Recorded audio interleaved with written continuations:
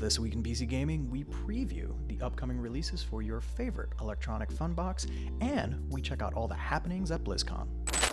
Here are just some of the killer games you should be checking out later this week. Rogue Invader was teased a few years back, and we haven't heard much since. But surprise, it's coming out February 21st, 2021. It's a roguelike action shooter with a silly concept. There are lots of dudes invading this alien world, but they have to share a gun. And they only have one drop pod. The real selling point here is the old-school Mac-inspired black and white graphics. Using vectors and motions of that kind of art isn't just stylish, it's a conservative move that makes the animations look smooth in their own way. Can't wait to check it out. I'm sorry to say, there's still no word on whether Persona 5 will ever come to PC. But Persona 5 Strikers, a hack-and-slash spin-off released on PS4 and Nintendo Switch in Japan last year, will be joined by a PC version when it comes out for Western audiences on February 23rd. Persona 5 Strikers was originally teased as Persona 5S, which led to fans speculating that this was a Switch port of Persona 5 itself. But Strikers is actually an action game co-developed by Atlus and Omega Force, the team behind the Dynasty Warriors series.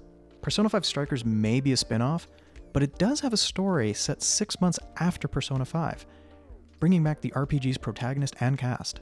It seems a little strange for PC gamers to have an opportunity to play Persona 5 Strikers, but not the game it's based on. Hopefully this release is a sign that the RPG hits PC soon.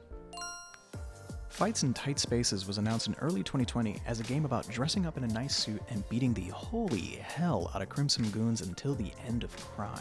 Also not to be confused with the game I'm working on, Fights in Tights, which is a similar premise but has a weirder ending.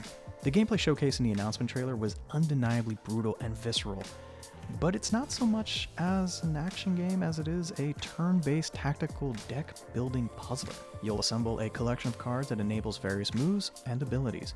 Equip and upgrade your agent, then try to complete various bodyguard-style tasks by fiercely throwing hands in up-close and personal Donnybrooks. Expect to see this game make its debut on Steam Early Access on February 24th.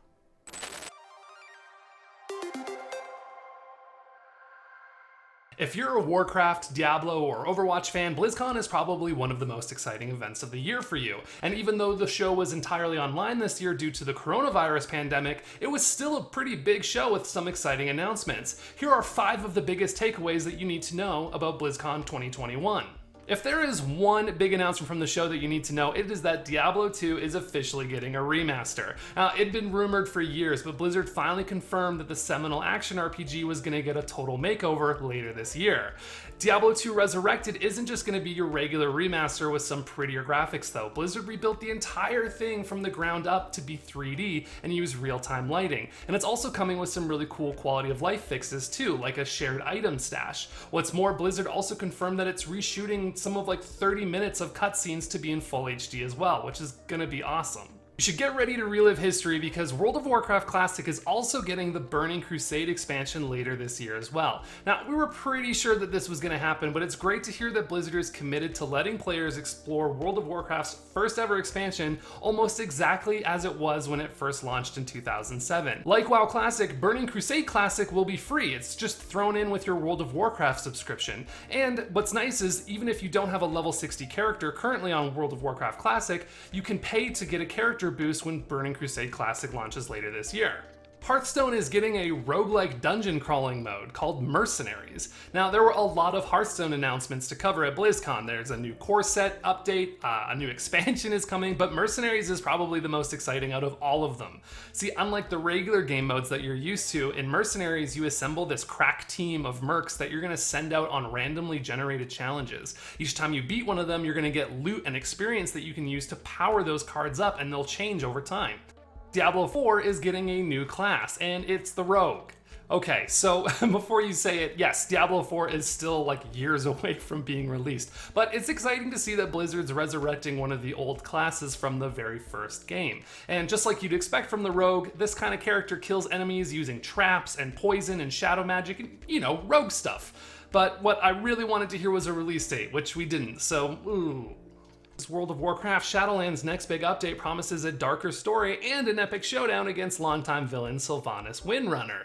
The update's called Chains of Domination, and it includes a 10-boss raid where you get to fight Sylvanas herself. It also has a new city that you get to explore and an 8-boss mega dungeon where you fight in a dysfunctional mailroom and also have to kill a pirate dragon, because this is World of Warcraft and nothing makes sense anymore. But hey, I'm not complaining. More World of Warcraft is always a good thing. Those were the biggest announcements from BlizzCon 2021. It was a pretty exciting show this year despite being entirely online. I don't know about you, but I'm very excited to play some Diablo 2 again later this year. So thank you so much for watching. Be sure to like and subscribe and tell your loved ones that you care, because the world needs more of that kind of thing these days. This week's episode is brought to you by Oh My God, Why Won't It Stop Snowing? Which is exactly what our own James Davenport is asking himself as he explores the icy tundra that is now Austin, Texas. Make sure you all stay safe and warm. That's it for this week in PC Gaming. Make sure you head over to PCGamer.com for all the latest and greatest PC gaming news. And if podcasts are your thing, and I'm not here to judge, but we have one called the PC Gamer Show Podcast, available wherever you subscribe to podcasts. That's it, and we'll see you next week.